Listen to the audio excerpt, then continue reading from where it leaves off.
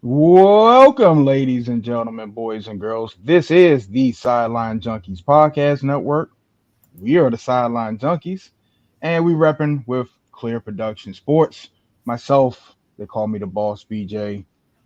We got the Midnight Rider and the show's host, the big guy KG. Evening, fellas. How y'all doing tonight? Doing good, man. Doing good. Feeling pretty Great. dandy. Hey, man, without further ado, big guy, let's hit some topics. Let's get into this show. First off, where we starting? Well, let's talk about locally. Our Caps were swept 4-0. First time ever in a playoff series in his career, Alexander Ovechkin did not score a goal. Fellas, how do we mourn this loss? I think we take it as they weren't supposed to be here, so it was kind of a Deborah Cox moment for them. We also take it as that I think they did so much heavy lifting down the stretch that between the injuries and people missing time, they were done. You just had guys that just didn't have energy, couldn't get going.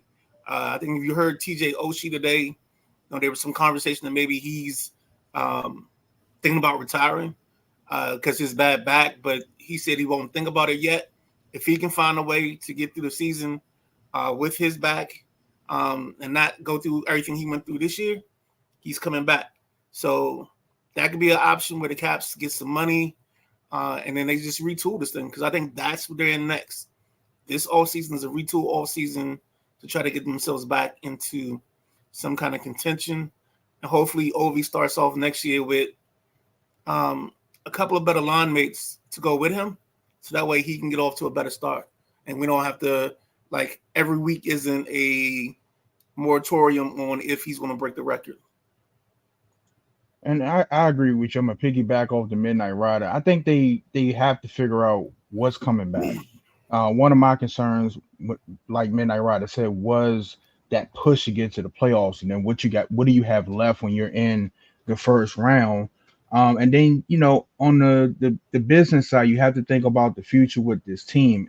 Are we fighting for the last place, or are you trying to move forward? And then if you move forward, then you have some business decisions you might have to make, and you might have to ease some people out the door to get younger. So that's Oshi, that's the great eight. We got to talk to him and see how much longer he's going to play, and then start looking for the future for this team. Go ahead. No, go ahead, shoot. I'll say this. None of these games, except for, game 2 was close. Everything else, game 1, 4-1, game 3, 3-1, 4-2, none of these games were close. I think they were just exhausted. But next season, you're going to have to find some scores to help Ovi out. You can't rely on the great 8 to score. He's not 20 years old anymore. So, what you got, Midnight Rider? No, I was just going to say the beauty of it is you get some money freed up with Backstrom's contract. I think you can be done with that if he decides to retire. You get some money back for that. Then you also have, I think, 4 or 5 veterans that just come off naturally because they were free agents. So what happens is any momentum you gain from the young guys, if you can sign somebody, you can move everybody down to their more natural spot. Like a guy like Connor Michael, he can move down to second line instead of being on the first line. And I think that's going to help lengthen this roster out a little bit more is guys that were playing first and second line minutes now go to where they're supposed to be, second, third, and maybe even fourth line. Okay. Let's go out on the West Coast real quick before we wrap this segment up. Mike Trout hurt. Midnight Rider, take it away. Yeah, so he just got hurt today, torn meniscus, and the infamous no timetable has been given. So we get another year where Mike Trout gets hurt, and it's been that way the last 5 years, it seems like. Maybe longer, but it feels like it's been every one for the last 5 years. So at this point, if you're LA, this is another person you have to start thinking about, do we move on from this because he can't stay healthy?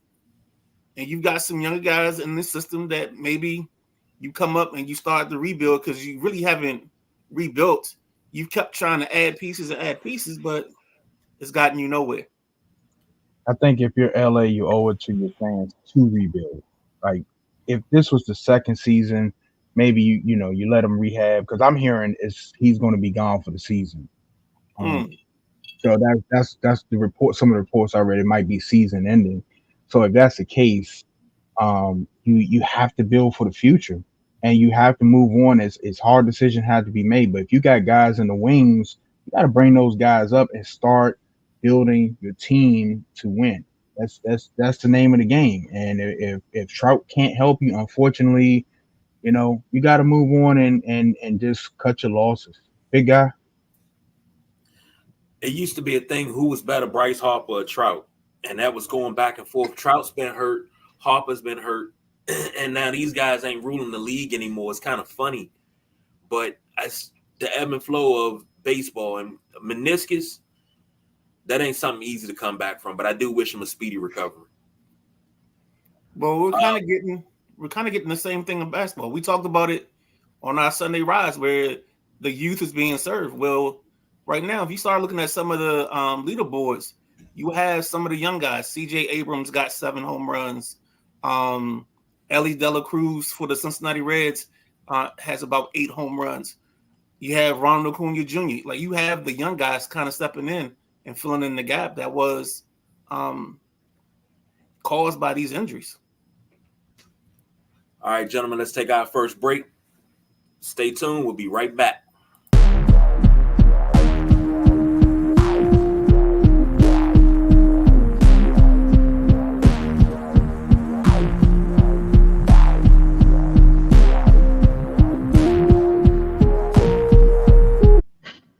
And we are now back talking some NBA playoffs with the gentlemen.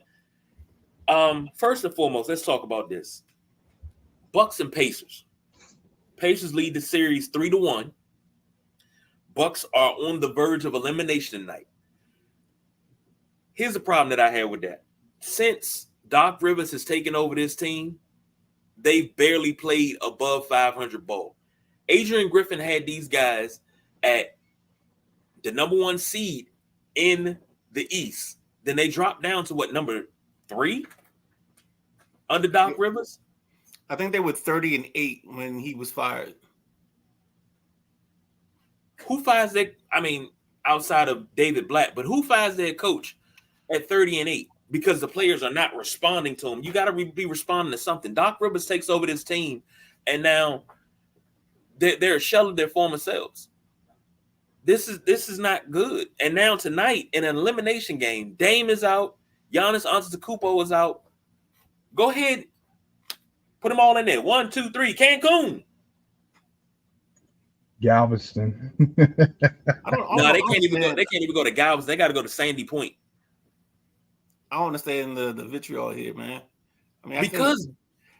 How are you counting out the Bucks tonight when they got Giannis Antetokounmpo come in the ball game and take over, have his one shining moment, and save the day and get them on to Game 5? I mean, it's simple, man. Or Game 6, whatever it is. And it's Thanasis. I don't think he's not good enough for me to pronounce his name right. Yeah, said his name at all. Go ahead, BJ. I said, what's the crazy thing with this is, unfortunately, Doc Rivers is going to get a pass on this because both Giannis and Dame are hurt. So you can't, it's not the typical Doc Rivers collapse. I think we feel like it is.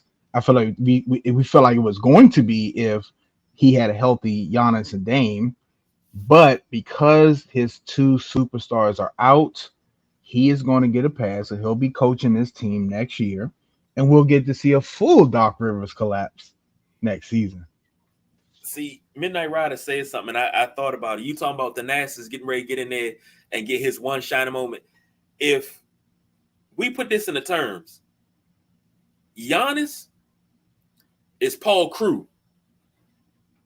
Dame is Earl Meggett. Thanasis is Brucey. I love the kid to death, I love the relationship him and his brother got, but call a spade a spade. What movie is that again? That is The Longest Yard, 2005 version. Next up, let's go out west. The Lakers go down in 5. LBJ is contemplating retirement, maybe finding another team. I'll give this to the Midnight Rider since he's a Laker fan. What you got to say? This is a disappointment. I mean, anytime you don't end the season with in the finals and playing for a title, and you have LeBron James, that's a disappointment. And for some reason, they just can't solve this Denver curse, this Denver team. I don't even know how you want to call it. Don't know how you want to term it. Conundrum. There is word today that Brian Windhorst feels like, or he thinks that LeBron's going to opt out of his deal because I think there's only 1 year left on it. And then he's going to try to sign an extension, and that extension will be with the Lakers. So I know there's been talk about putting him on like a 3-year deal and let him finish out his career that way. I mean, if you saw him hanging out with Jeannie Buss, I don't think he's going nowhere. Yeah. There was a gleam. There was a gleam. There's a bright gleam too. Here's what I don't understand about the Lakers, and I don't like moving forward. Like, how do you build this team? Yeah, you have a Denver problem, and I think let me address something. I think people are getting like hating on LeBron James and stuff, and I get it. Some of it is absolute LeBron James hate. But a lot of what's going on too, the Lakers did to themselves. The Lakers said they wanted to play Denver again, that they were waiting for Denver. And Denver smacked them all around, all year, all regular season. And they just smacked them again in the playoffs.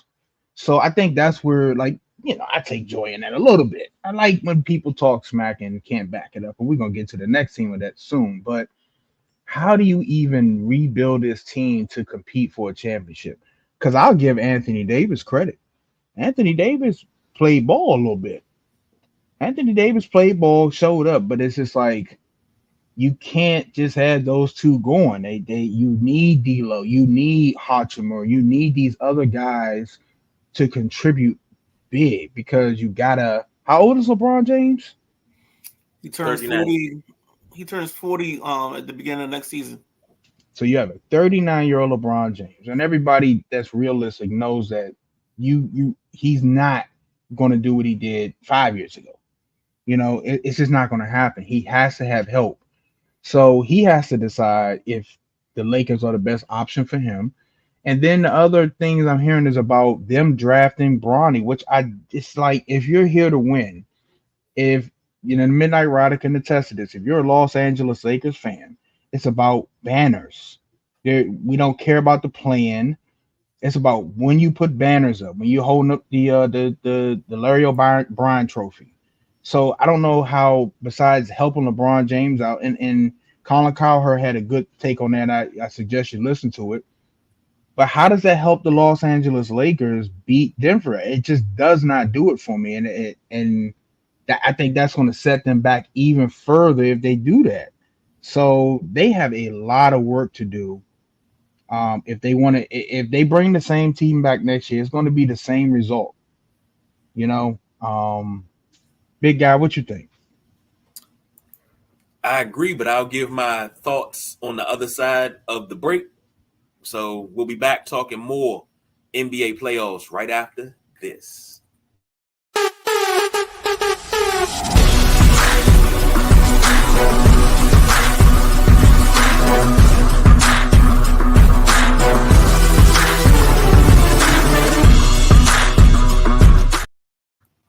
And just like that, we are back in this thing like we never left. As promised, my thoughts about the Lakers. The Lakers they have to get back to basics, get back to winning basketball. As happy as I was for Darvin Ham to get his first head coaching job, I don't think he's the right coach for this. Yeah, you got to let him go. You got to get you somebody that's a leader of men. And Doc Rivers ain't it. I think Sam Cassell would do very, very well in LA. Just my thought. Nobody wants that job. Nobody wants that. Who wants to go coach the Los Angeles Lakers? Oh, somebody will coach us. No, somebody will coach it, but it's going to be another Darvin Ham. Nobody wants to deal with that because the coach of the team is 23. True that. So it's going to be. He's GM. He's a coach. So you got to get another puppet in there, and Darvin Ham got to fall on sword, and that's what it's going to be. Yeah, and it's all not Darvin Ham's fault at all for his shortcomings as a coach. That's not what I'm trying to get to. But I think the problem was the way the roster was set up. I think they never really had chemistry. I think they kind of just went and hired some guns. And I think they're going to do this summer. I mean, you get LeBron back under contract. You get, if AD's got time left, you keep him. And then you see what big fish is sitting around. I mean, because I think PG is a free agent. I don't know if he would want to come there. But that'd give you a younger version and a younger scorer. And LeBron would have to be more willing to take on a point forward mode and not try to be the number one person in the offense. And that's, I think, the problem. He has to start learning to let some of those controls go before his team can win the way he wants them to win. Agreed. Next up, we're talking NBA playoffs. And next up, let's talk about the Suns and their big three being swept out the playoffs by Karl Anthony Towns and one Anthony Edwards. I got to give it to the boss BJ first. What did the Suns do wrong? What did the Suns do wrong? They acquired one Bradley Beal. That's what they did wrong. That's look. This is another thing that you take great joy in seeing this because this further pours the cement on KD's legacy. Not hating on him, but it further pours the cement on his. We've been talking about that in our private chat. It's just like you won 2 rings with one of the greatest shooters ever, a great team constructed. All you just had to do is they couldn't double team. You just shoot. You got 2 rings out of that. Every team you've been on, you haven't been able to produce anything. You know, now you have what's that number that these 3 are tying up for the Phoenix Suns? 600 and what? $666 million. $666 million for a quote unquote big 3. And if you haven't heard my take on Bradley Beal, I think he's a glorified bench player. I think that his Washington run kind of pushed him up where he shouldn't be. And Washington is the Wizards I'm talking about. They're the type of franchise that they have to overpay people, and they gravely overpaid for Bradley Beal. And I think that they were ecstatic to get him out, to get from under that contract, to get him to Phoenix and kind of start over and rebuild their end. But the Phoenix Suns are another team, and I kind of see. I told you guys, I feel like this is going to be Brad's team after this summer because KD is going to want out, Devin's going to want out, and then Brad's going to be back to throwing up 30, 40 shots a game, looking like a all-star, and back to square one. Midnight Ride? I thought I saw something where this team had like 0 picks until like 2030 or something crazy like that. Yep. Then I also saw, and BJ, I'll tag you in the article, but I think Dave Aldridge has pinned the article or pinned the report talking about how the Wizards were relieved to get rid of Bradley Beal. And I guarantee there's probably some nuggets in that you'll probably find great joy in as we move along. So just remind me before we get off air, and I'll try to find the actual article. If it's in the Athletic, I'll just tell you it's in the Athletic because I don't want to subscribe to that again. The other series that are going is one that I call the best series right now, the Magic and Cavaliers, which is tied at 2-2. Cavaliers right now up 37-28 in the second.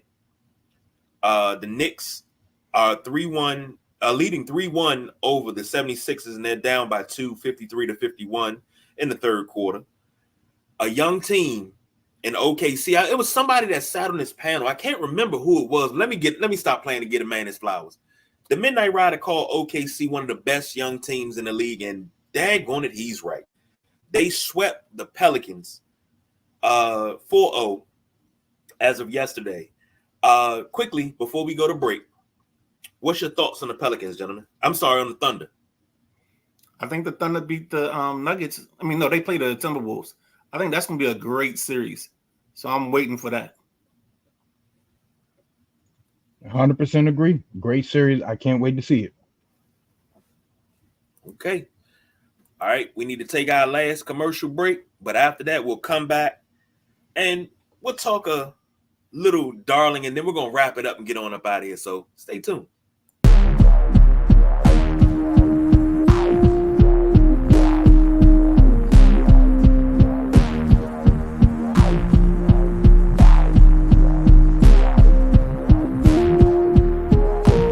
And we are back, finishing up the NBA playoffs. The Celtics are up 3-1 on the Heat. They play again on tomorrow at 7:30 in Boston. Quick thoughts on that, fellas, before we move on. Look like Jimmy Butler is out for tomorrow. So if Jimmy Butler's out, I think Boston's going to finish that series off. Talk about teams and the way they're constructed. Miami's got to be a team that has to look inside itself the next couple of weeks because they got to figure something out because this model's only getting them so far. And they just don't have enough offense to get to the finish line. And I think they're falling further and further behind everybody else. Agreed. If I could, I'd insert the Kobe meme when he was talking to Dwight Howard. Soft. That's it. Next up, Keon Coleman is the darling of the draft. My guy, his press conference in Buffalo, he talked about his coat and him getting his coat was yellow. He talked about getting his coat from Macy's and how his mom taught him how to shop. And then just all the videos that are coming out from him taking a tour of the facility. Have you gentlemen seen that? And what are your thoughts? I mean, I thought it was cool. I thought it was a nice little funny thing, you know. Yeah, he said my mama taught me how to shop off season. You know, it was nice and light. But I think that's kind of been his personality because I've seen a couple other pieces like that. And it was nice to see that his personality stands out. It doesn't come off as abrasive though. Come on, like he can be himself and fit in. And it seemed like he's gonna be a locker room favorite and a Buffalo fan favorite. So. Agreed. I thought it was his personality made him be so likable. And now, if somebody said if Macy's didn't send him the color coats that he need, they are dropping the ball. That's right there. That's a sponsorship. Yeah, my wife just said, and he need the red and blue one. He need to match them Buffalo colors. So, gentlemen, we've come to that point in the show that it's time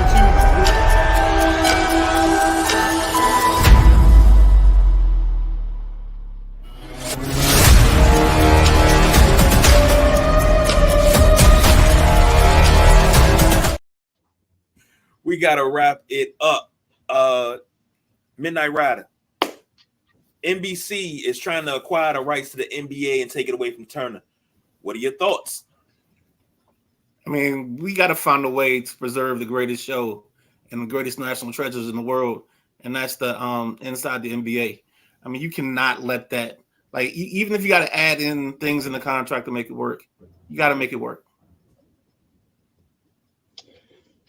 Don't forget, get your Kevin Durant, your Devin Booker jerseys on sale. They should be probably $9.99. And Bradley Bill be staying with the team. His will be $3.99.